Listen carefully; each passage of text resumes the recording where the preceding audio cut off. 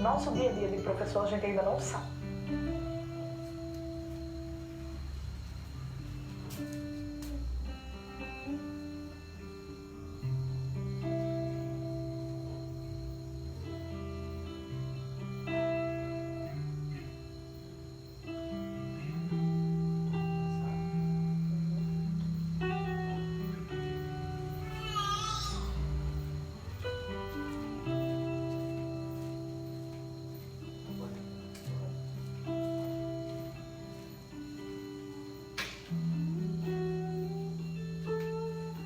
Olá, o povo de Deus, a paz do Senhor Jesus a todos. Estamos para começar mais uma celebração, a Igreja Cristo Vive, Comunidade Evangélica Cristo Vive. Paz do Senhor a todos, que Deus esteja abençoando cada um de vocês. Nesta hora, nós estamos juntos, apesar que cada um está na sua casa, mas estamos juntos em uma só fé, em um só propósito, para juntos poder louvar a Deus, engrandecer o nome do Senhor, como fazemos todos os domingos à noite, há 35 anos. Hoje nós mandávamos uma nota para os nossos grupos de líderes, os grupos de WhatsApp, dizendo que você pudesse escolher a sua melhor roupa, tomar banho em casa, trocar de roupa, ir para frente da sua televisão ou do seu iPad, da internet, o aparelho que você tiver, do seu computador, para fazer da sua casa um templo, e você e sua família são a igreja, o povo de Deus, aonde juntos conosco que estamos aqui para louvar a Deus, Ministério Louvor, a minha pessoa, podemos louvar o Senhor e construir juntos um momento de louvor, de adoração ao Senhor. Eu gostaria que nós pudéssemos fazer como nós fazemos lá no prédio da nossa igreja, quando nos reunimos lá, antes de começar, na verdade, para começar o culto, nós abrimos a palavra de Deus de pé. Quero convidar você a ficar de pé, aí onde você está. E eu gostaria que nós pudéssemos juntos ler a palavra de Deus, tá? Então, como nós fazemos lá no culto, lá na nossa celebração, antes da gente começar a louvar, nós lemos a palavra de Deus e sempre temos falado assim: começamos lendo a palavra de Deus para que ela gere fé no nosso coração. Então, por gentileza, abra sua Bíblia no livro de Isaías, capítulo 40. Isaías, capítulo 40, versículo 28. E aí, eu leio um versículo e vocês vão ler o outro versículo. Tá bom? Então, pegue aí a sua Bíblia. Vamos fazer exatamente como fazemos no prédio da nossa igreja, tá?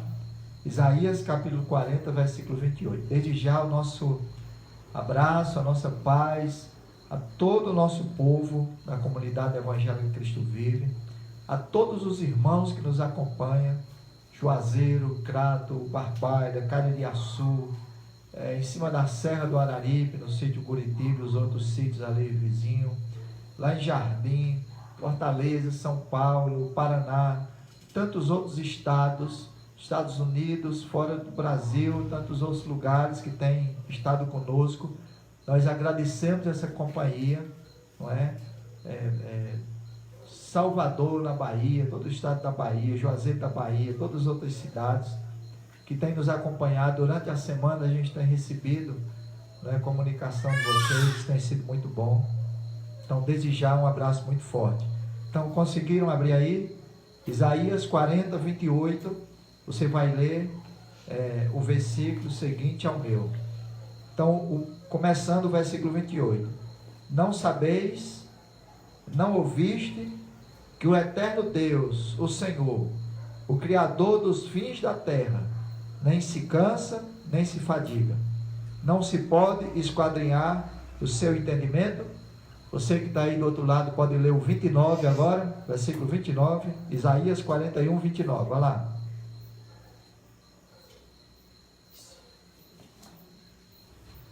Versículo 30 diz assim: os jovens se cansam e se fadigam, e os moços de exausto caem. Pode ler o 31?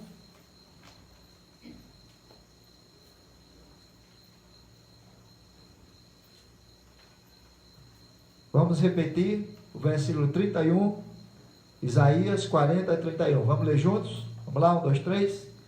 Mas os que esperam no Senhor renovam as suas forças, sobem com asas como águia, correm e não se cansam, caminham e não se fadigam. Vamos ler mais uma vez? Mas os que esperam no Senhor renovam as suas forças, sobem com asas como águias, correm e não se cansam, caminham e não se fadigam. Louvado seja Deus. Pai, muito obrigado por mais uma vez nós estarmos juntos neste lugar, estarmos juntos nas casas, entrando agora em cada lar com a Tua palavra. Vem, Senhor, abençoar cada família que nesse momento reuniu-se em suas casas. Abençoa, meu Deus, em nome de Jesus. Nos leva agora em adoração. Nos leva agora, Senhor, na Tua presença, para juntos construirmos um culto de adoração ao Deus da vida, ao Senhor Jesus Cristo, nosso Deus, Senhor sobre todas as coisas. Fique conosco nesse culto, Senhor. Venha, Senhor, receber a adoração, o louvor que ao Senhor é digno. Venha, Senhor, falar aos nossos corações. Venha, Senhor, nos corrigir, nos exortar, nos animar, dar a Tua paz, dar a Tua salvação. Senhor, fica conosco nessa hora. E nós já Te agradecemos, em nome de Jesus. E todo o povo de Deus pode dizer amém. E pode dizer um glória a Deus aí onde você está. Vamos louvar o Senhor com muita alegria nessa hora. Fique de pé aí onde você está. Fique de pé para louvar a Deus. Eu te agradeço, Deus, por se lembrar de mim, que pelo teu favor é o que me faz crescer. Eu vivo pela fé e não vacilo. Eu não paro, eu não desisto. Eu sou Deus, eu sou Cristo. Você mudou a minha história e fez o que ninguém pôde imaginar. Você acreditou e isso é tudo. Só vivo pra você, não sou do mundo, não. A glória, a força, todo louvor a Deus e o levanta das minhas mãos. É pra dizer que eu te pertenço, Deus.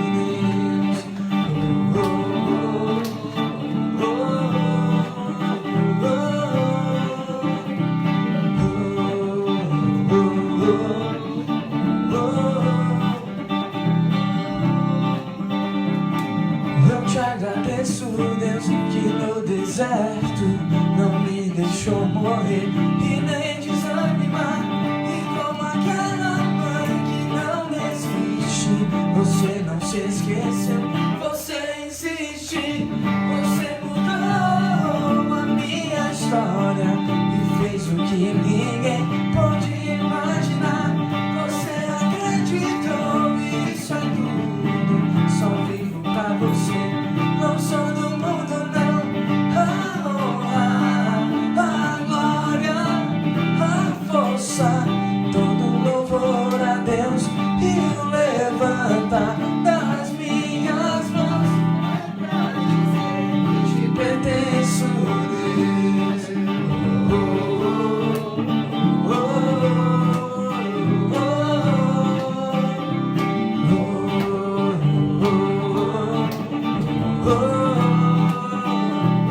Eu te pertenço, Deus. Nós pertencemos a ti, Senhor.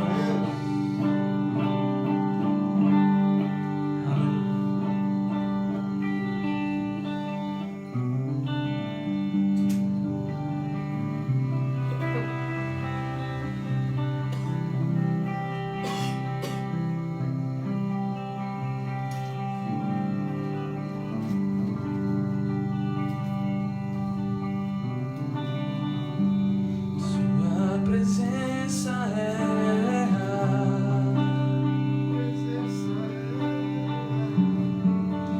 aqui neste lugar.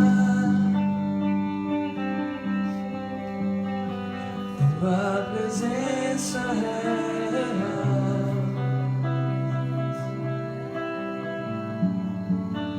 aqui neste lugar. Tua presença é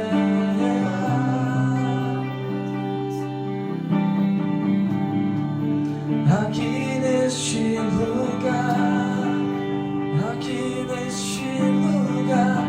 Tua presença é, tua presença é aqui neste lugar.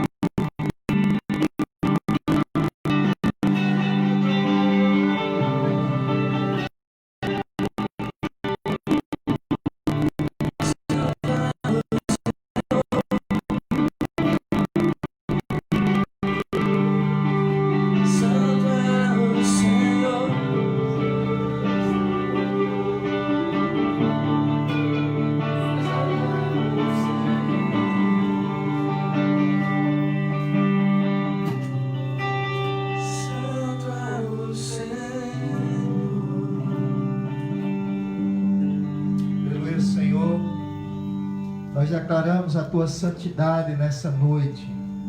O Senhor é santo e não existe nenhum outro igual a ti. Você pode dar um glória a Deus aí na sua casa, dizer que Ele é santo, vem, dizer que Ele é santo.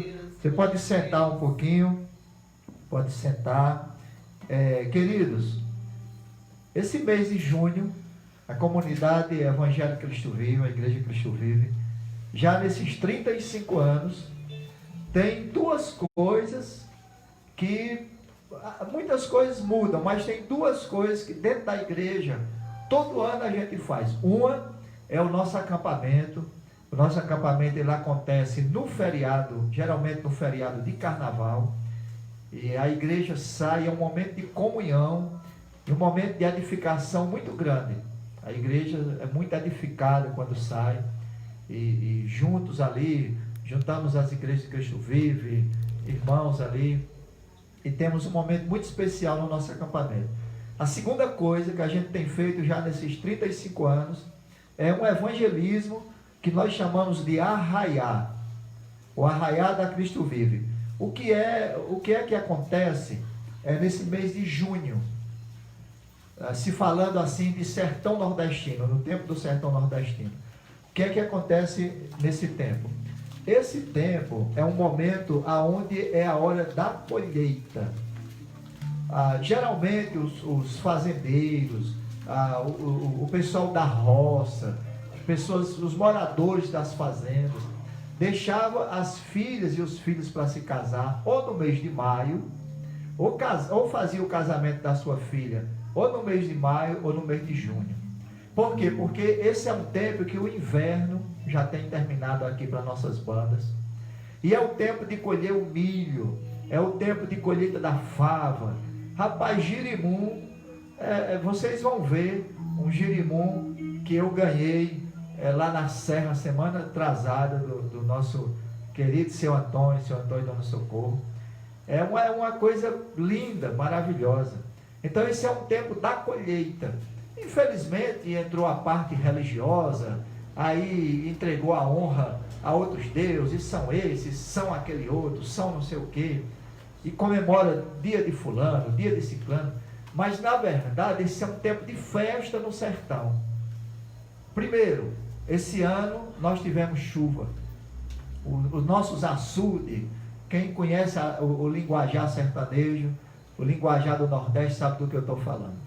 Os nossos açudes ficaram, a maioria pegaram água, criaram peixe, deu para comer batata, plantação de batata, milho verde. Então esse é o momento que o sertão está feliz. Por quê? Porque primeiro tem água, depois tem muita comida, não é? Até os pássaros ficaram felizes. A gente vê os pássaros fazendo ninho nas árvores, tirando filhote, a sabiá cantando de alegria. Então esse tempo sempre foi um momento de alegria no sertão. Era dado as renovações, se fazia renovações, fazia festa de São João, festa de São Pedro, todo respeito a Pedro da Bíblia, todo respeito a João da Bíblia.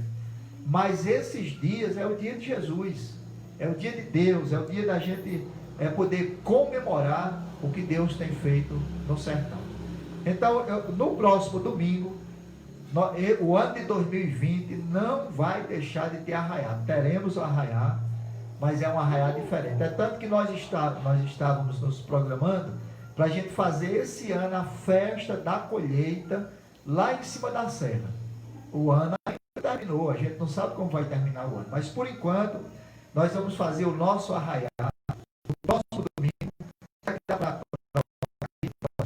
Isso aqui foi o arraiá do ano passado.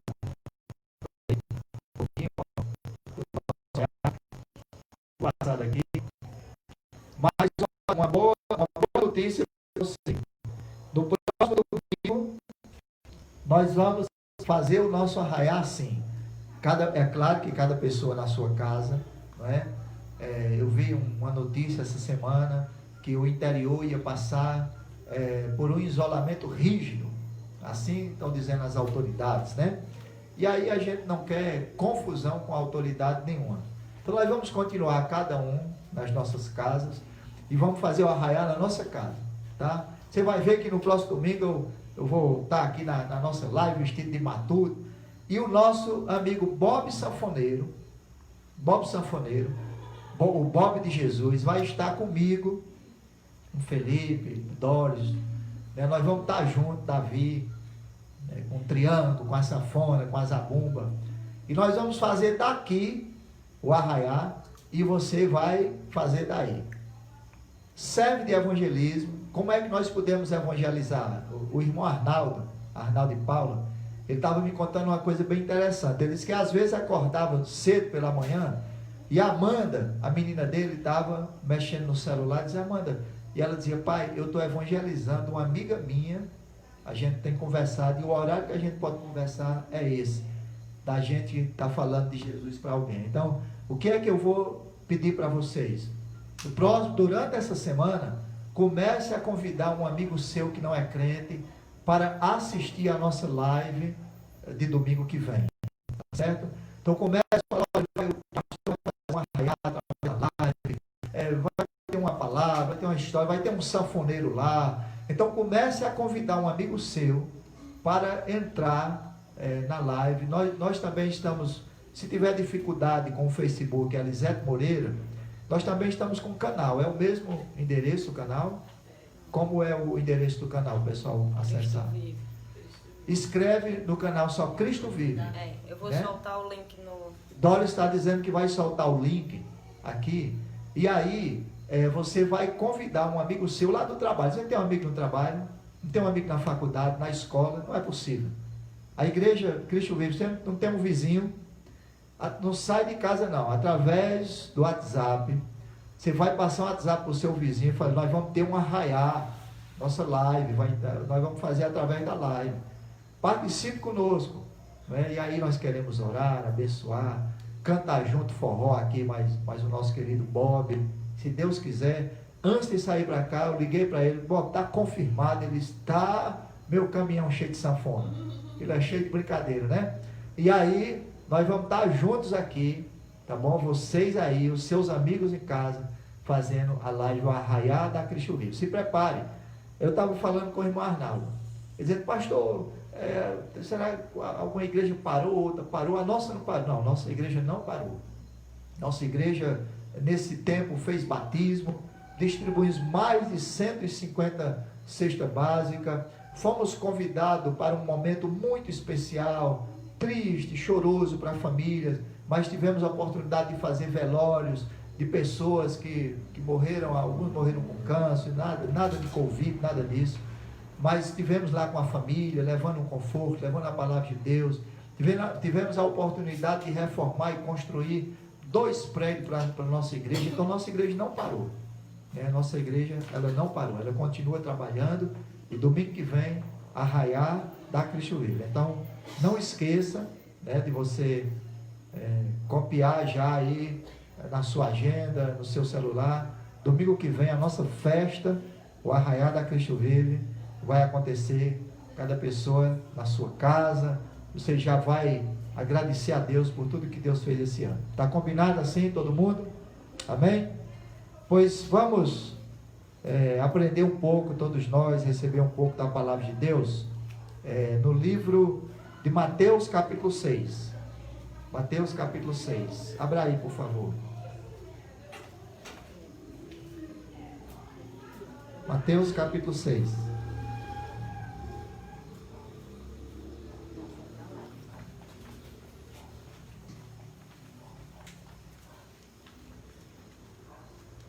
Mateus capítulo 6 é uma leitura que eu tenho absoluta certeza que todos que vão ouvir, seja você membro da igreja ou não, seja você crente ou não, temos certeza que você já ouviu Mateus capítulo 6, começando no versículo 9.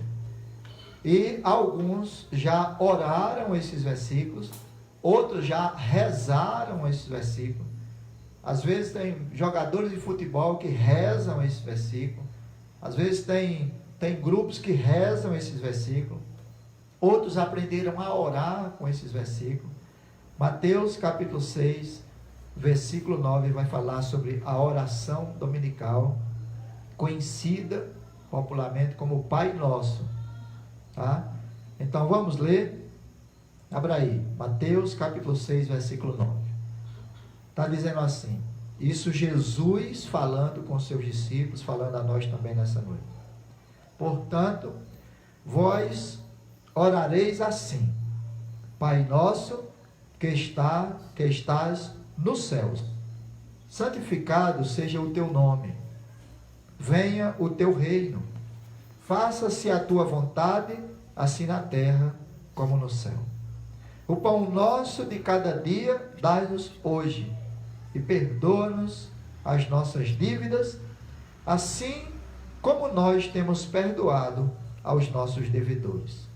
E não nos deixeis cair em tentação, mas livrai-nos do mal, pois teu é o reino, o poder e a glória para sempre.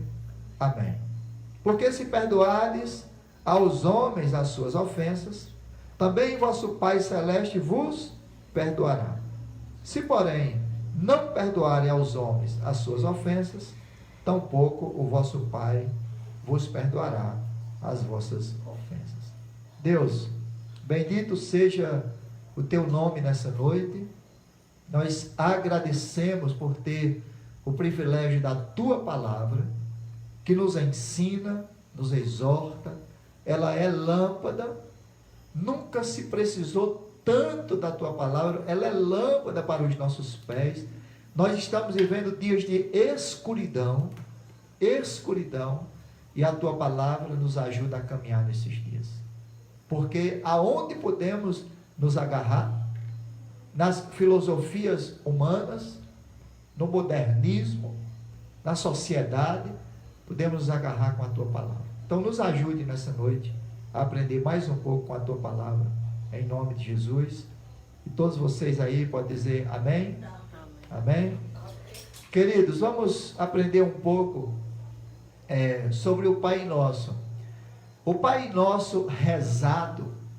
Qual é a diferença de rezar e de orar? Quando nós rezamos, nós repetimos: Pai Nosso que está no céu, santificado seja o teu nome, venha a nós o vosso reino, seja a tua vontade. Parece que nós estamos narrando um jogo de futebol. Isso é rezar. É uma vã repetição. Você termina e começa de novo, termina e começa de novo, e reza 10, 20 vezes o Pai Nosso, não serve de nada.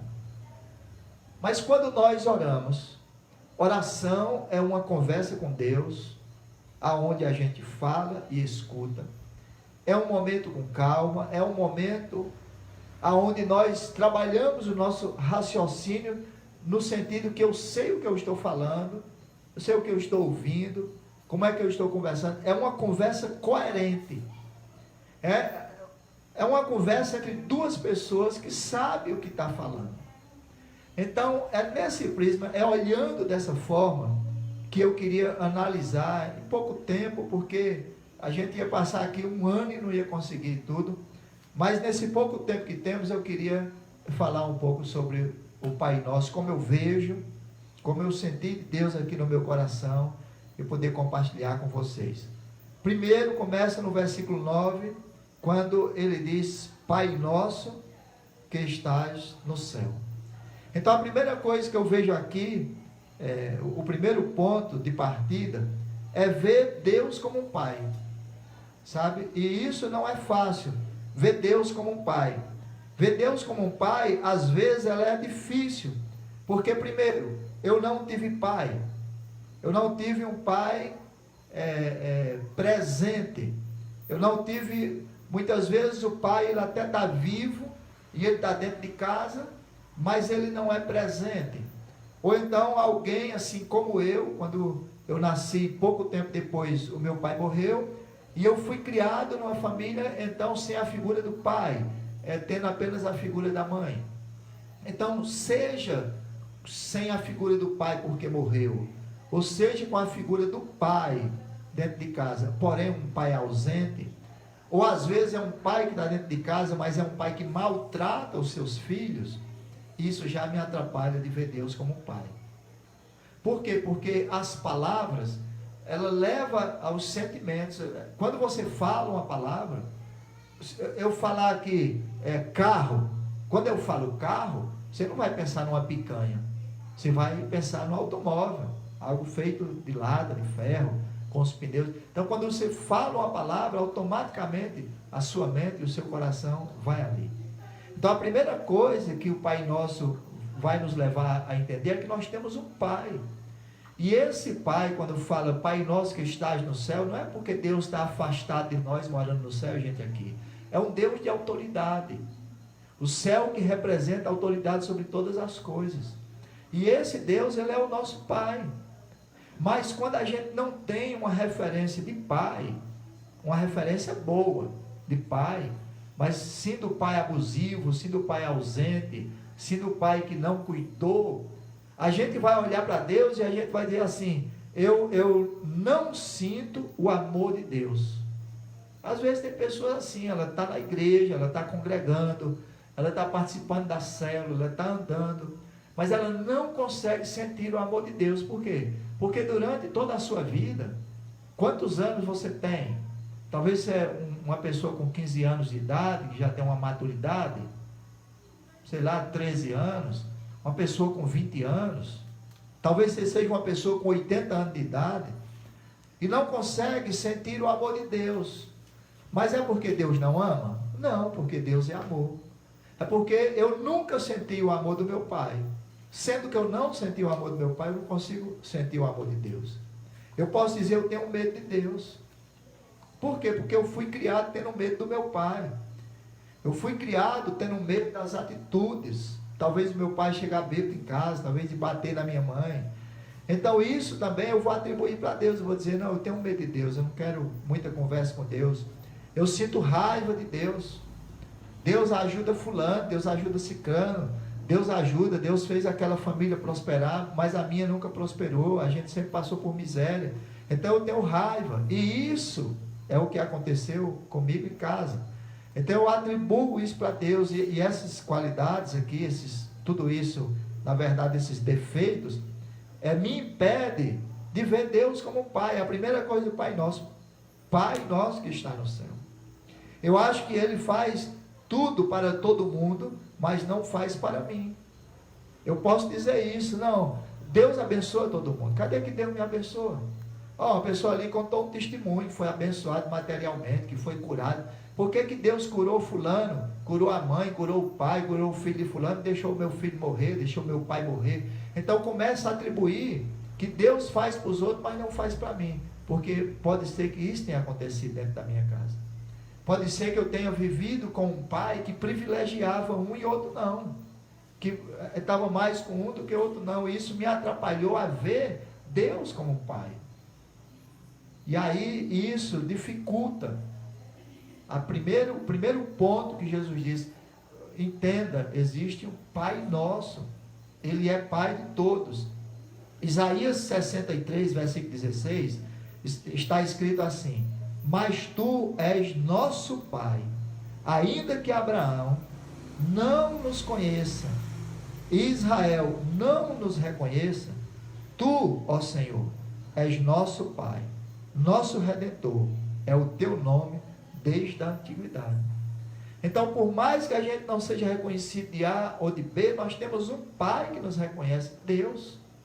Ele é uma figura, Ele preenche todos os nossos vazios e Ele é Pai. Olha o que está escrito em 1 João, capítulo 3, versículo 1. Vede que grande amor nos tem concedido o Pai, a ponto de sermos chamados filhos de Deus. E de fato somos filhos de Deus. Por essa razão, o mundo não nos conhece, porquanto não conhece a Ele mesmo. Porquanto não conhece a Deus, a Ele mesmo. De fato, somos filhos de Deus. Então, nós somos filhos de Deus, de verdade somos filhos de Deus, a ponto dele mandar o seu único filho, Jesus Cristo, para vir pagar pelos nossos pecados e morrer na cruz por nós. Então é fato, nós temos um Deus presente, um Deus real. Quando nós oramos, vá percebendo a importância da oração do Pai Nosso meditada, a importância da oração do Pai Nosso quando a gente entende o que está sendo falado. Nós temos um Pai, Deus, Ele é nosso Pai, na figura de um Deus amoroso e longe de ser o Pai paterno. Eu me sinto, com todas as minhas falhas, com os meus erros, com os meus 3 filhos e a minha filha, eu me sinto um bom pai. Porém, eu sei que jamais, nunca eu vou chegar aos pés de Deus. Então, eles têm, Felipe, Israel, Davi e Doris, eles têm um pai muito melhor do que eu, que é Deus. Sabe? Que eles podem olhar para as minhas falhas, esquecer as minhas falhas, ver a mim como homem, mas eles olhar para Deus que nunca vai falhar com eles. Então nós temos Deus como nosso Pai. Agora, é claro que todos os filhos, eles têm direitos e obrigações, não é? Na nossa qualidade de filho, nós temos nossos direitos e nós temos também a nossa obrigação. Qual é a obrigação minha e sua como filho de Deus? Olha o que aqui está escrito também, 1 João, capítulo 3, versículo 9. Todo aquele que é nascido de Deus, olha aí, todo aquele que é nascido de Deus, não vive na prática do pecado, pois o que permanece nele em Deus, é a divina semente. Ora, esse não pode viver pecando, porque é nascido de Deus. Então, qual é a contrapartida minha como filho de Deus? Interessante, né? A gente olhar o Pai Nosso e ver como é rico, e tem muito mais do que eu vou conseguir dizer para vocês aqui. Mas como é que eu posso agradar a Deus como filho deles? Vivendo longe, filho dele, vivendo longe do pecado. O que eu posso fazer para agradar a Deus, não é? O meu direito, a minha obrigação como filho de Deus é viver longe do pecado. E o que é o pecado? É tudo que desagrada o coração de Deus. Vamos trazer aqui para a nossa vida humana, para a família. Você dentro de casa, né, se ainda mora com seu pai, ainda mora com a sua mãe, ou nós que moramos no passado, nós vivíamos num hotel particular.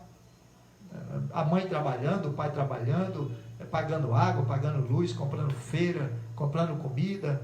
Quando eu saio para ir no mercado, no supermercado, quando eu e a Elisete vamos no atacadão, nós fazemos compra pensando o que é que Doris gosta de comer, o que é que Davi gosta de comer. Quando o Felipe morava conosco em casa, que hoje é casado, o que é que Felipe gosta, Israel, o que é que Israel gosta. Então nós pensamos em trazer o melhor para os nossos filhos dentro de casa. Então damos a eles o melhor, mas em contrapartida, o que é que você espera dos nossos filhos? Que eles cresçam, que sejam homens e mulheres de bem, que eles estudem, que eles tenham uma profissão, que eles se casem, que sejam pessoas respeitadas e que respeitem. Então essa é a obrigação que os nossos filhos têm para conosco. Quando eles fazem o contrário, quando a menina larga os estudos, vai engravidar, o menino entra para as drogas, começa no alcoolismo, começa com amizades erradas, fica em casa só vagabundando, não faz nada, aí entristece o coração do pai. Aí o pai fica triste. Então esse mesmo relacionamento que nós temos em casa, como pai e mãe, com os nossos filhos, é o mesmo relacionamento com Deus. Alegramos o coração de Deus, o nosso Pai, temos Ele como nosso Pai, quando nós nos distanciamos do pecado. E é fácil saber o que é pecado, sabe? Tudo que eu e você fizer, que desagradar de Deus, é pecado. Qualquer coisa. Se eu roubar uma fruta de uma pessoa, que não é tão grave, mas eu estou roubando, é pecado, que Deus não gosta disso. Então, o que eu falar, o que eu fizer, a minha atitude que desagradar a Deus, é pecado. Então, como filho, eu tenho essa obrigação de deixar o pai alegre, deixar o pai feliz. No nosso último acampamento, nós tocamos um pouco nesse ponto, conversando com os jovens. Acho que a gente tinha ali uns 50, 70 jovens. Tinha uns 70 jovens. E nós tocamos nesse ponto. Porque eu tenho visto muitos pais, crente, não crente, da nossa igreja, fora da nossa igreja, muito triste. Triste. Às vezes estão bem, o pai está trabalhando, a mãe está trabalhando, tem comida dentro de casa, às vezes tem um transporte para andar, às vezes é até dono de uma casa própria, mas o comportamento dos filhos tem deixado os pais tristes, tem entristecido o coração. Tem mães indo para o hospital, tem pai passando por problema de coração, pelo comportamento do filho que não tem trazido alegria para dentro de casa. E uma coisa que eu sempre pensei assim, eu se alegre sozinho é egoísmo. Só eu se alegre, sabe? Eu tenho aqui uma amizade, e essa amizade aqui me faz muito bem, essa amizade me faz alegria, quando eu estou com essa pessoa aqui, eu me sinto alegre, mas meu pai e minha mãe não se alegram com aquela amizade, a minha família não se alegra. Eu tenho esse relacionamento aqui, esse relacionamento me deixa altamente feliz. Esse relacionamento é eu e esse relacionamento e a Globo, né? Eu, a Globo e esse relacionamento, tudo a ver, é tudo que Malhação diz que é para mim ter, e eu sou altamente feliz com esse relacionamento, mas minha mãe é triste, meu pai que alegria é essa? Eu estou sendo egoísta, porque as outras pessoas, a verdadeira alegria, eu sou feliz, e as pessoas que estão perto de mim também, elas são felizes. Nesse momento agora, nós estamos gravando essa mensagem, né, transmitindo essa mensagem, da casa do nosso filho Felipe e Vitória. Felipe e Vitória, eles são muito felizes, eles tiveram uma filhinha, Isadora, e eles são muito alegres, porque eles têm Isadora. Mas eu sou alegre, porque eles têm Isadora. Elisete é alegre, Doris, Felipe, toda a nossa família é alegre, né? Davi, a auxiliadora que mora lá em Brasília, com as irmãs Vitória, todo mundo é alegre. Inclusive lá de Brasília nasceu um sobrinho de Vitória. Qual o nome do bebezinho? Henry. Henry é filho de Amanda e Felipe. Eles estão felizes, a auxiliadora está feliz, eu estou feliz, todos nós estamos felizes. Ou seja, o filho e a filha fez uma coisa, que eles ficaram felizes, mas os pais e a família, os amigos. Essa é a verdadeira felicidade, aonde eu sou, mas as pessoas que estão ao meu redor também é feliz. Quando os nossos filhos, nossa filha, se formar, quando eles estiverem recebendo aquele canudo de formatura, eles vão ficar felizes que eles venceram. Venceram uma luta de 5 anos, de 7 anos de estudo. Mas nós, como pai e mãe, vamos ficar felizes. Muito grande. Agora, imagine a gente entrando numa cadeia porque o filho foi preso. A gente entrando no hospital porque a filha foi fazer um aborto. A gente olhando para um relacionamento de um filho nosso, de uma filha, um relacionamento completamente fora da vontade de Deus. Que tristeza está no coração. Então a contrapartida desse pai é fazer a vontade dele e obedecer a ele. Está entendendo? Quando o Pai Nosso é orado e é analisado, a gente enriquece muito com isso. Porque primeiro eu tenho um pai que me protege, que me guarda, que me dá o pão de cada dia, mas que eu também tenho obrigações com esse pai. Não sei se você está conseguindo me entender aí onde você está. No versículo 10, ele vai dizer assim, venha o teu reino, venha o teu reino.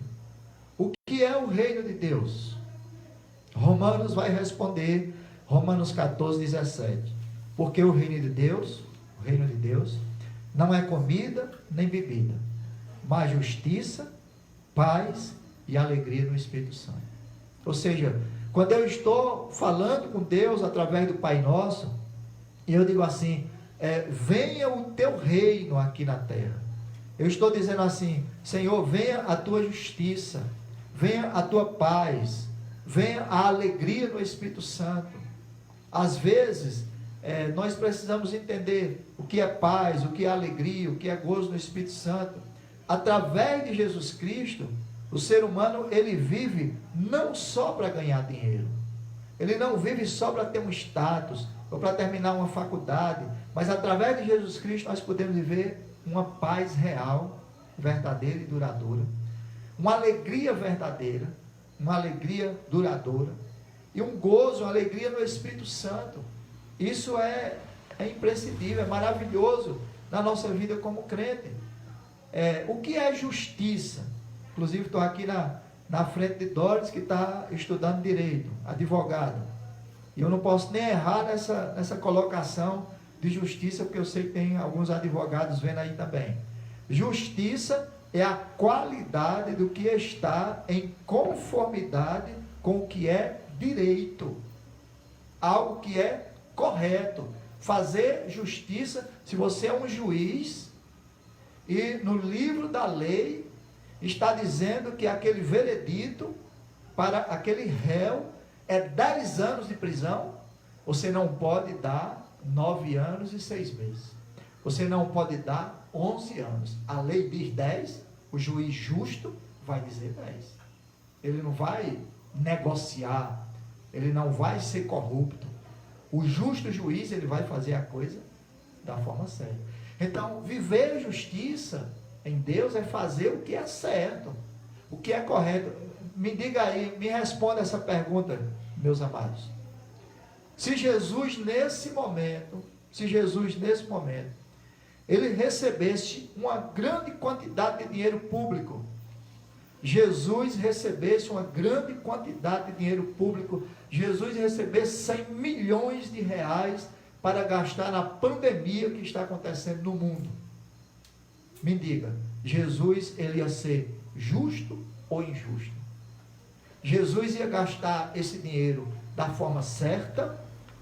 Jesus ia comprar os respiradores certo? Jesus ia fazer um hospital certo? Jesus ia comprar uma ambulância certa? Jesus ia investir em vacina certa? Jesus ia gastar na saúde? E quando passasse tudo isso, Jesus ia chamar o governo federal e diria assim: olha, governo federal, eu só gastei 50 milhões do que você mandou para mim. 50 milhões ficou, não precisou, e eu quero devolver os 50 milhões ao governo federal. É isso que eu acho que Jesus ia dizer. Porque isso é justiça. Jesus não ia fazer uma coisa diferente. Então, quando nós falamos assim, venha o teu reino, eu tô orando muito a Deus que acabe logo esse negócio e a gente volte a nos reunir presencialmente, especificamente como Igreja Cristo Vive de Juazeiro. E depois eu vou passar para o pastor Ronaldo, depois eu vou passar o pastor Bosco lá de Barbalho, nos reunir como igreja no Caririaçu, onde eu e a Elisete também lideramos, também na Serra, Jardim, porque muitas vezes nós, como cristãos, somos incoerentes. Incoerente como? Eu não posso congregar, ser um cristão, ter Jesus como Senhor e Salvador na minha vida e ser uma pessoa injusta. E ser uma pessoa que concorda com determinadas coisas. Meu amigo, muitas vezes a gente tem conversado sobre coisas justas e injustas. Como ser humano, nós somos capazes de fazer uma injustiça imediatamente. Qualquer hora, nenhum de nós somos bons. Mas com a ajuda do Espírito Santo de Deus na nossa vida, vivendo Jesus real na nossa vida, nós podemos trazer o reino de Deus para a terra, em cada pessoa, o reino de Deus ser representado como embaixadores de Cristo, meu e seu. Não sermos apenas um crente que servimos a Deus pelas as coisas que Deus tem para nos dar, né? Não, eu sirvo a Deus porque Deus é um abençoador. Não querer apenas a bênção do abençoador, mas viver segundo o abençoador quer que viva. Então, quando a gente fala, venha o teu reino, quem é que vai viver nesse reino? Quem vai viver no reino de Deus? As pessoas que não conhecem a Ele? As pessoas que vivem outro reino, outro comportamento, estabelecido de outra forma? Então, quem deve viver o reino de Deus na terra, sou eu e você que conhece a palavra de Deus. Quem deve viver uma vida de paz, de justiça e de alegria no Espírito Santo, sou eu e você. Por quê? Porque a pessoa que não tem Jesus Cristo como Senhor e Salvador na sua vida, ela não sabe o que é uma verdadeira paz. Ela não sabe o que é uma verdadeira alegria. Alegria para ela é ir ver um cantor e passar ali alguns minutos e ficar alegre. Alegria para ela é comprar um carro novo, uma casa nova. Só que essa alegria, ela é passageira. Então somos nós que precisamos atrair o reino de Deus para a terra e ver as outras pessoas olhando para nós, enxergar a execução do reino de Deus aqui na terra. Então ele diz: venha o teu reino. No versículo 11, ele diz assim: o pão nosso de cada dia. Senhor, nos dê o pão nosso de cada dia. O que se trata esse versículo que Jesus está falando? Aqui se trata de confiança em um Deus que nos dá todos os dias o pão. O pão não nasce apenas do suor do nosso rosto. O pão, ele não vem apenas porque eu fiz uma agenda, que amanhã eu vou trabalhar, que muitas vezes eu faço isso. Eu faço uma agenda e amanhã eu vou fazer isso, vou fazer aquilo. Hoje mesmo já fiz. Isso não quer dizer que a gente vai ficar de braços cruzados. Mas nós dependemos de Deus. O pão vem dele. É Ele que nos dá força. É Ele que nos vitaliza. É Ele que nos dá a força para levantar no outro dia, para pegar no batente, para sair para trabalhar. O professor para dar sua aula, o advogado para ir lá no seu consultório, no seu escritório, o médico para ir no... O pastor, cada pessoa que tem a sua profissão é fortalecido em Deus para ganhar o pão de cada dia. Ou seja, é eu que estou trabalhando, mas é Deus que dá. Por quê? Por mais que eu e você possamos fazer uma agenda, amanhã a gente só está vivo se Deus quiser. Por mais que amanhã a gente já tenha 1000 coisas programadas para fazer, eu e você só faremos amanhã. Amanhã a gente só risca um fósforo. Amanhã a gente só bate o olho se Deus permitir que a gente amanheça vivo. Eu e você vivo. Então é Ele que nos dá o pão. Por isso nós oramos assim: Senhor, nos dá o pão de cada dia. O pão de cada dia, que é o nosso trabalho, suor, o comprar das coisas para dentro da nossa casa. Tudo isso nós fazemos, mas não fazemos apenas na nossa força, mas na força de um Deus Todo-Poderoso. Agora, a oração do Pai Nosso, um dos momentos mais complicados, é o versículo 11. Quando diz assim: perdoa as minhas ofensas, como eu tenho perdoado. Perdão é uma das maiores dificuldades que o ser humano tem. É perdoar. A natureza humana, ela é capaz de machucar com facilidade, e ela é capaz de ser machucada com facilidade. E aí, amados, entra a questão do perdão. Imagine, queria que você se imaginasse aí em casa. Imagine que você tem 9 irmãos, são 10 irmãos com você. Você tem 9 irmãos, são 10. Seu pai, sua mãe, tudo vivo, grande, o pai está vivo, a mãe está viva, todo mundo. E aí você, só você, resolveu fazer uma reforma na casa do seu pai, da sua mãe. Você achou que o banheiro não estava bom para eles, era bom o banheiro dentro de casa, eles já estão velhos, você queria trocar umas telhas, você queria botar um forro, você queria botar um piso antiderrapante dentro de casa para o seu pai não cair, sua mãe. Você resolveu fazer essa reforma. Meu amigo, e os outros 9 irmãos? É difícil. Um vai chegar e vai dizer assim: mas irmão, não era para pintar a parede desse jeito. O outro vai dizer assim: mas rapaz, por que você não me chamou para eu ajudar a fazer esse piso? O outro vai dizer: mas rapaz, a luz que você escolheu aqui para a casa de pai não é uma luz. Meu irmão, isso fere as pessoas. As pessoas, elas estão ali tentando trabalhar, tentando ajudar. Aí chega um, diz uma coisa, aí chega um, diz outra. Raramente chega alguém para dizer assim: ei, deixa eu rachar contigo aí, tu vai ajeitar aqui a casa de pai, deixa eu dar a tinta. Ou alguém diz assim: rapaz, tu vai ajeitar aqui a casa de pai e mãe, deixa eu dar o telhado.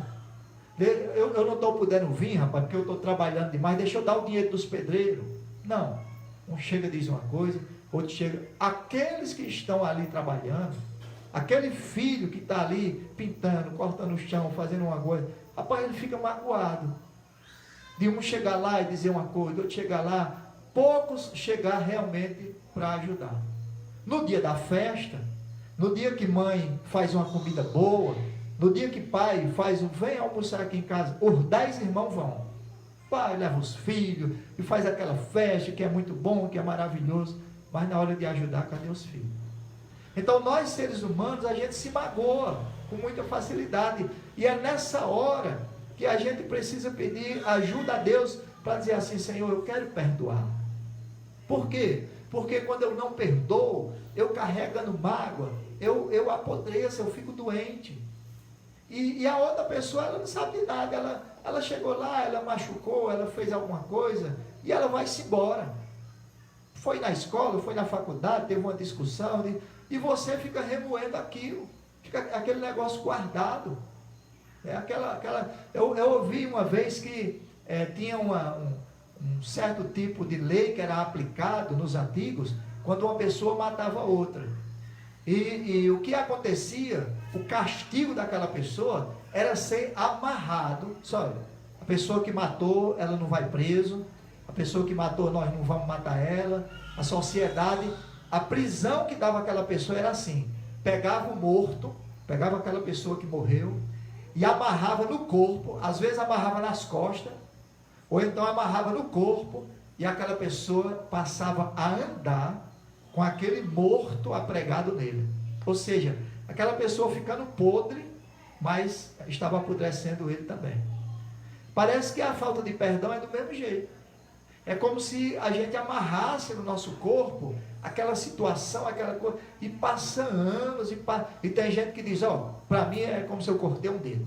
Não quero conversa, eu não quero mais, eu não quero nem olhar para a cara daquela pessoa. E a pessoa vivendo a vida dela lá, e você magoado, triste, com o coração cheio de mágoa. E ainda tem um detalhe que Jesus disse: o Pai vai perdoar na medida que vocês perdoarem. Ou seja, quando eu não perdoo alguém, eu também não sou perdoado. Agora, isso é fácil? Não. Por isso que Jesus está dizendo assim: olha, peça ao Pai: Pai, perdoa as minhas ofensas, assim como eu tenho perdoado. Então é uma oração direta com Deus: Senhor, me perdoe. Mas também, Espírito Santo, me ajude também a perdoar. Eu pessoalmente aqui, eu fui criado numa casa onde minha família fumava muito, e eu fui crescendo e comecei a sentir muito abuso de cigarro. Uma das coisas melhores que a máscara hoje faz, para mim, além de ter um pouco da proteção contra o vírus, é não sentir cheiro de cigarro quando eu estou andando na rua. Não é bom, passo por longe. Mas olha que coisa interessante, que me obriga a orar e a perdoar. A vizinha da minha casa tem um primeiro andar. E a senhora da casa, sem nenhuma maldade, nada, ela senta lá na varanda da casa dela e ela fuma. E é claro que ela não vai jogar de cigarro na minha casa. Mas se ela solta um cigarro na rua, eu vou dizer que cai do primeiro andar. E uma coisa que cai do primeiro andar, principalmente um papel, ele não cai em linha reta. Então, quando cai, vem caindo e vai fazendo esse trajeto. Não é que essa semana, quando eu fui tirar o carro da garagem, tinha uma ponta de cigarro dentro da minha sala. Por quê?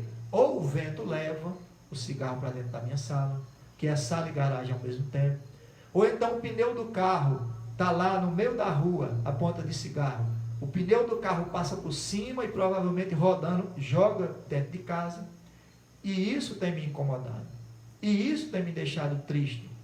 Às vezes eu já deixei o carro do lado de fora e ter pontas de cigarro em cima do capô do carro.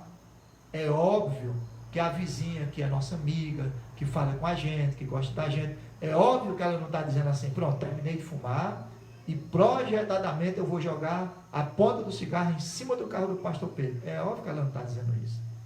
Claro que ela joga na frente da casa dela, porém o vento é quem leva. Mas isso me incomoda. Então eu tenho uma escolha: ou brigar com a minha vizinha, ou então perdoar e orar pela vida dela para que ela venha aceitar Jesus como Senhor e Salvador. Mas você entende como a gente se magoa?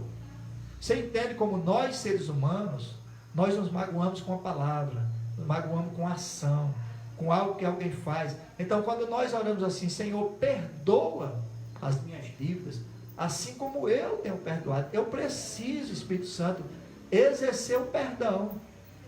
Exercer o perdão para o meu professor, para a minha professora, a esposa para o marido para a esposa. Às vezes a gente fala e faz algo que não é, sabe?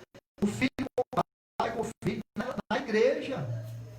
A igreja é um dos lugares que a gente prega, fala, escuta e muitas vezes não vive o perdão. Muitas vezes a gente não consegue viver o perdão, tá?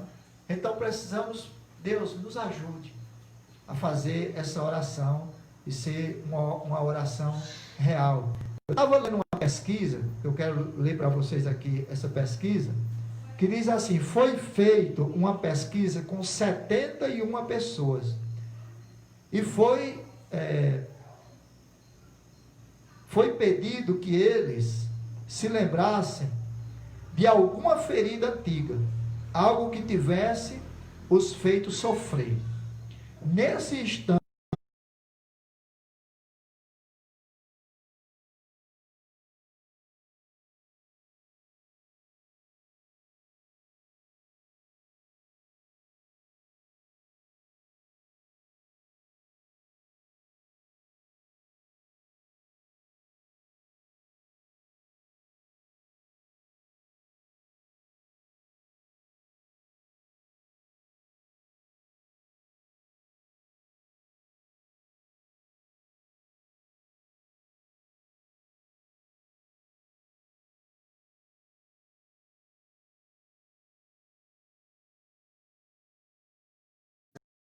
às vezes é a falta de perdão em determinadas coisas que foram entrando no coração, foram se somando, aquilo dali foi crescendo, crescendo, e aí me prejudicou. Então o perdão, ele é muito importante. Por isso Jesus coloca ele no Pai Nosso. E aí o versículo 3, ele diz assim: livra-nos do mal, não nos deixeis cair em tentação, livra-nos do mal. Este pedido, ele é um reconhecimento que não temos poder em nós mesmos para nos livrar do mal. Quando nós falamos assim: Deus, me livre do mal. Por quê? Porque eu não posso me livrar do mal em mim mesmo. Eu parei para conversar com um senhor que dorme na rua, e ele disse assim: eu já trabalhei de carteira assinada, eu já fui funcionário de fulano, ele falou o nome dos doutores e tudo, mas eu comecei a beber, aquela bebida socialmente, o churrasco com os amigos, a bebida foi tomando de conta da minha vida, eu perdi o emprego, eu fui perdendo o respeito, por fim eu perdi a família, comecei a dormir na rua, estou mais de 20 anos morando na rua. E eu estava ouvindo ele dizer isso. Por quê? Porque isso é nós. Nós não temos controle com o mal. Nenhum menino que hoje está morando na Cracolândia, nenhuma menina que entrou na vida de prostituição, não começou usando uma pedra de crack, ou 10 pedras de crack, começou usando uma. Não começou bebendo uma grade de cerveja, começou experimentando no copo, mas faltou o domínio. Por quê? Porque nós mesmos não temos força para nos livrar do mal. A moça ficou grávida, o menino está usando droga, o estudante ele foi preso, mas nenhuma dessas coisas foi feito de mau coração. Simplesmente faltou força para aquele rapaz, para aquela moça, para aquela pessoa se livrar do mal. Não consegue. Se não tiver um Deus que nos livre, se a gente não acreditar nesse Pai que nos livra do mal, a gente cai nele. Porque nós, seres humanos, não temos força para nos livrar do mal. Queridos, Satanás, ele tem trabalhado para destruir relacionamento das pessoas com Deus e uns com os outros. Satanás, ele tem trabalhado de uma forma muito grande. Eu já tenho ouvido de vários pastores, conversando com vários pastores em Juazeiro e fora de Juazeiro, que muitas pessoas da mesma congregação, algumas pessoas não voltarão mais para a igreja, não voltarão mais para aquela congregação. E eu fico pensando assim, como pode uma igreja que está no sentido perto uma da outra, que não pode estar, uma igreja que está afastada, as pessoas estão na casa delas, elas não estão congregando juntos, mas como é que elas têm conseguido se ferir? O que é que colabora para que essa igreja, ela que não está se encontrando, quando voltar, pessoas ficarem de fora? Dona Nilta, esposa do seu Silverino Eduardo, mandou um vídeo para mim essa semana, e eu estava vendo esse vídeo, muito interessante. Algumas senhoras, eu acho que é a esposa do pastor, e algumas senhoras entram em uma igreja com o pastor, e eles vão abrir a igreja pela primeira vez, depois de tudo isso. E quando eles entram, né, o pastor começa a olhar assim para a igreja, uma igreja grande, uma igreja bem de umas 500 pessoas, e nos bancos da igreja só tem fotografia, só tem foto. O pastor vai passando, vai olhando, só tem lembrança. Eles colocaram ali algumas pessoas que tinham morrido nessa pandemia. Muitas pessoas ali da mesma igreja que morreram. Eu acho que olhando as fotos assim, rapidamente tem umas 50 fotos espalhadas dentro da igreja. E ali o pastor sai olhando a foto de cada uma daquelas pessoas. Ou seja, quando passar essa doença, quando passar essa pandemia, e aquela igreja for voltar a fazer os cultos, aquelas 50 ou 100 ou tantas pessoas serão apenas lembrança. Por quê? Porque elas morreram. Elas não estão mais na igreja. Eu acredito que nós, a Igreja Cristo Vive, igreja de outros pastores, amigos nossos, quando a gente voltar a abrir o prédio, nós vamos olhar, infelizmente, para algumas cadeiras, e nós vamos dizer, ali sentava fulano de tal, ali sentava a irmã fulano de tal. Não que na nossa Igreja Cristo Vive morreu ninguém, mas eu tenho visto assim, especialmente, duas coisas que provavelmente vai tirar pessoas da Igreja Cristo Vive, de qualquer outra igreja. Primeiro lugar, questões política partidária. Primeira coisa, questão política, vai tirar as pessoas, que é uma das coisas que eu queria muito falar isso presencialmente. É incoerente que eu, como cristão, defenda e eu não tenho uma sigla qualquer partido político. Eles botam o nome, Centrão, Partido Comunista, partido, eles vão botar no sigla. Independente do partido político, eu não posso estar andando junto com o mesmo político, com a mesma pessoa que é a favor de aborto, que é a favor de homossexualismo, que é a favor da destruição da família, que é a favor das coisas que Deus não é a favor. Não posso, eu não posso ser um cristão com essa incoerência. Não tem como. Não tem como eu ler a Bíblia e eu ler Marx e defender Marx, defender Lenin. Não tem condição. Porque vai ser completamente incoerente. A Bíblia é família. A Bíblia é casamento de homem com mulher. A Bíblia é disciplina dos filhos. A Bíblia trata de uma sociedade onde o pai, o sacerdote da casa, governa a família junto com a sua esposa. Aonde os filhos devem respeito aos pais. Aonde não existe escola tempo integral. O filho pertence à família, à casa. Ele é educado moralmente. A escola é para ensinar português, matemática, ciência. A escola não é para ensinar moralidade. Quem ensina moralidade aos filhos é os pais. A não ser os pais que estão fugindo dessa responsabilidade. Então, a primeira coisa que vai separar pessoas, porque nós estamos vivendo nessa doença, a gente está vivendo uma questão política muito grande. Muitas pessoas na política tentando fazer o bem e muitas pessoas na política tentando fazer o mal.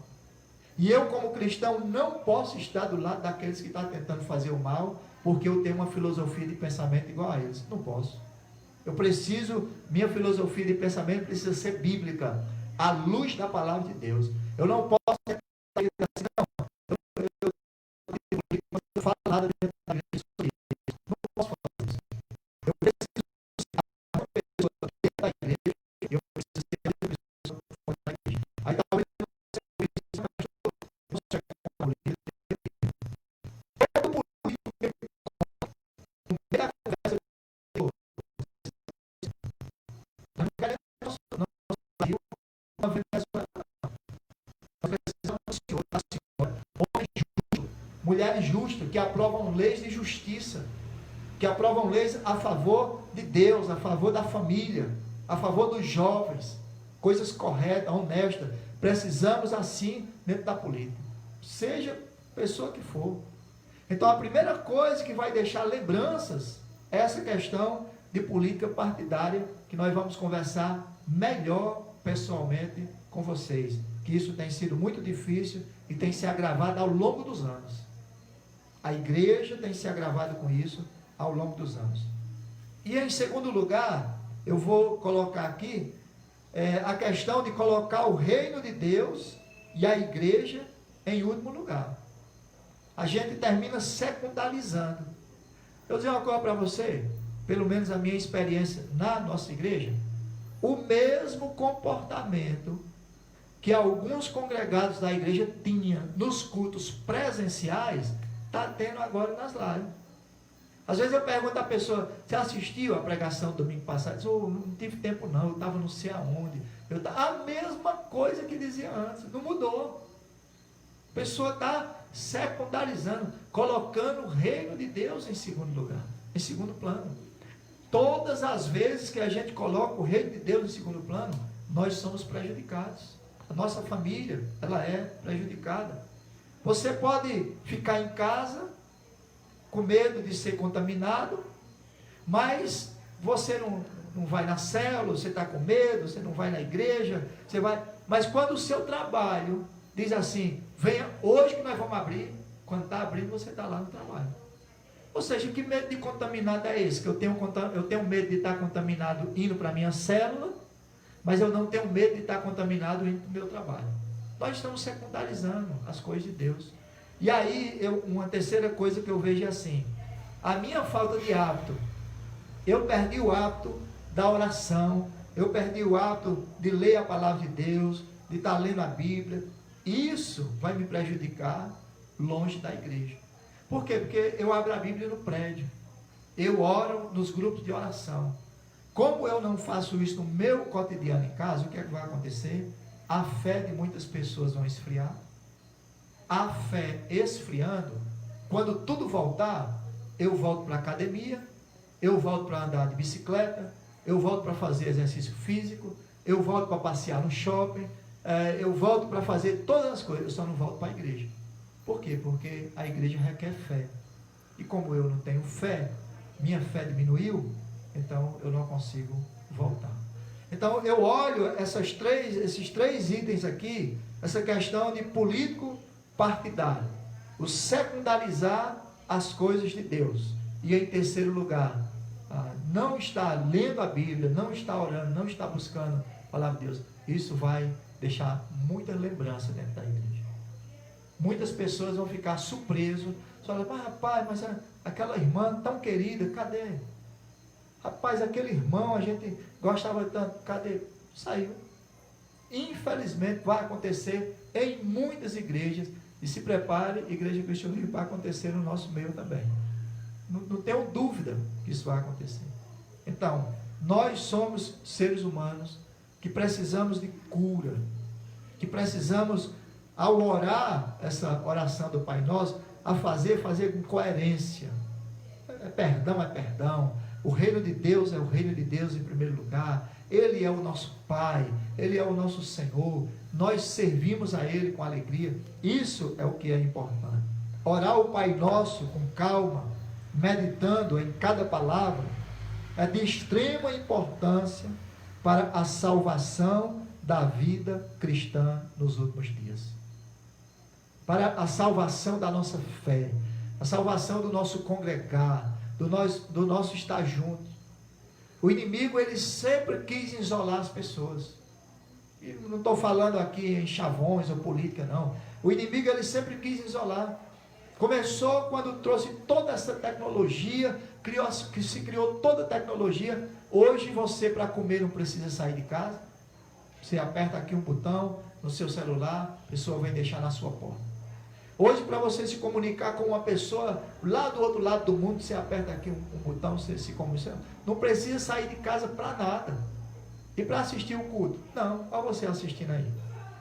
Mas a nossa igreja nunca quis, ou muitas igrejas nunca quis, que a gente assistisse o culto só assim, lá do outro lado da tela, sem o toque pessoal, sem o calor humano, sem achar graça junto, sem chorar junto, sem compartilhar junto. A gente sempre quis estarmos juntos, e assim vai ser. Estamos fazendo a live dessa forma, porque é o único meio que foi nos dado, e assim vamos fazer, para que a palavra de Deus entre na sua casa, para que a palavra de Deus entre na sua vida.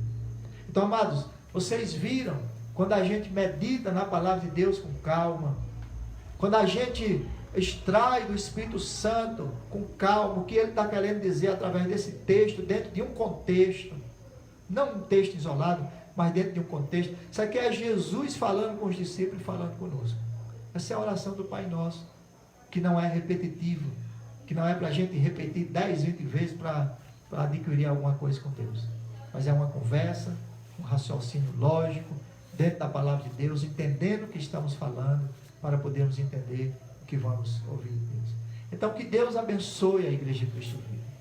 Que Deus abençoe os nossos irmãos e irmãs que têm nos acompanhado já durante toda essa semana. Que Deus possa estar abençoando a sua vida. Receba essa palavra nessa noite. Eu quero fazer uma oração, pedir para a Lisete deixar uma música ali, já lembrando do próximo domingo. Aí nós vamos estar orando pelos nossos dízimos e oferta. Vamos estar orando aqui pela nossa agenda. Mas eu quero fazer uma oração por essa palavra que a gente ministrou nessa noite. Tá bom? Feche os seus olhos aí no lugar onde você está. Fique de pé, por gentileza. E vamos orarmos juntos. Pai, obrigado pela tua palavra nessa noite. Obrigado porque a tua palavra nos esclarece. Ela é viva, ela é eficaz. É uma faca de 2 gumes, uma espada de 2 gumes.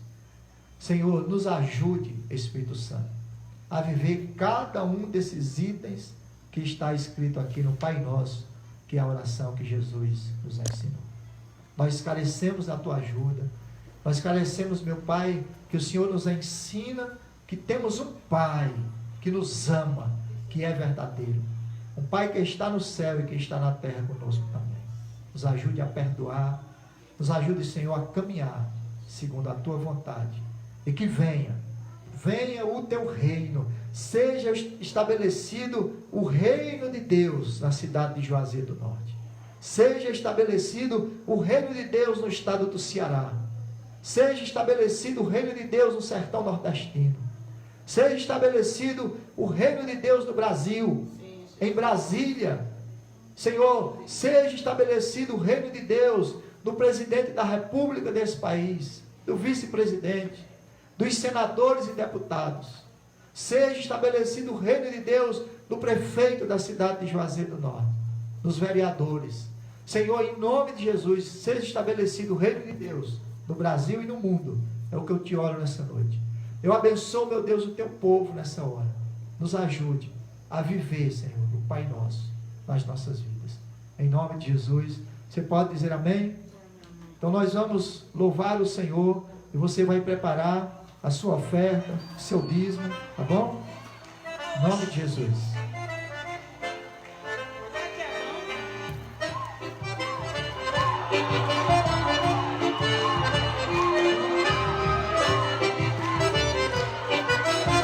Sanfoneiro, pode dizer, vai!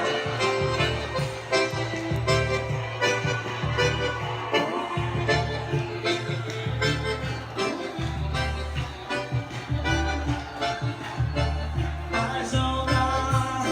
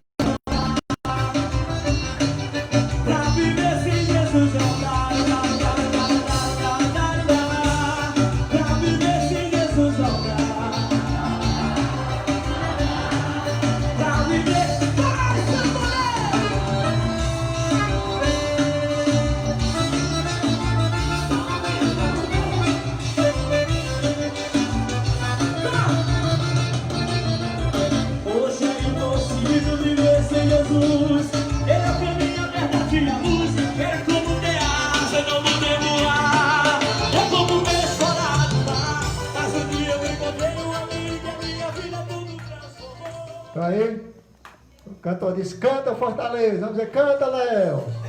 É para você aí, viu? Sentir aí um pedacinho de como vai ser o nosso arraial próximo domingo, se prepare. É tempo de festa, tempo de alegria, tempo de louvar a Deus. Vamos orar? Senhor meu Deus, quero te agradecer, Senhor, por esse culto tão abençoado. Obrigado por cada pessoa que está participando, por cada pessoa que ouviu a tua palavra. Obrigado, meu Deus, por esta igreja tão maravilhosa, que durante toda essa pandemia, Pai, muitas pessoas na igreja têm conseguido ser fiel com seus dízimos, com as suas ofertas, as quais, Senhor, nós oramos nessa noite. A bênção do Senhor sobre essas vidas, em nome de Jesus. Ó meu Deus, abre as janelas do céu e derrama bênção sem medida sobre a sua vida financeira, sobre a sua saúde, sobre o seu casamento, sobre os seus trabalhos, sobre os seus estudos.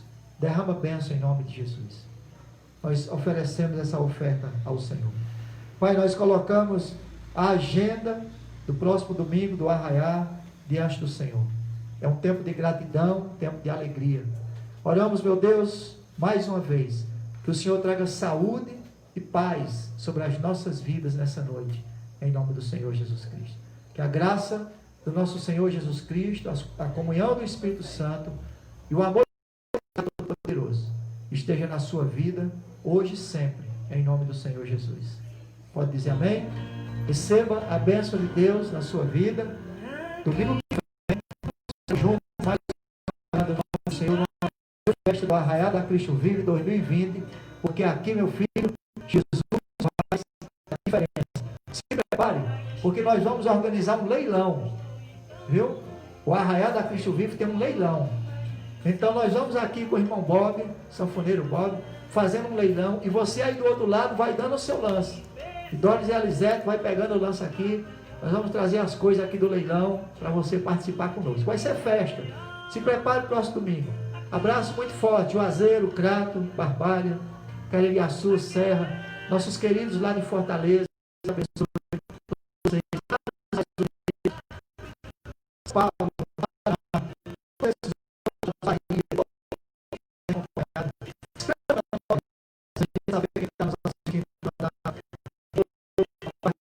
para todos vocês. Deus abençoe. Fique com Deus.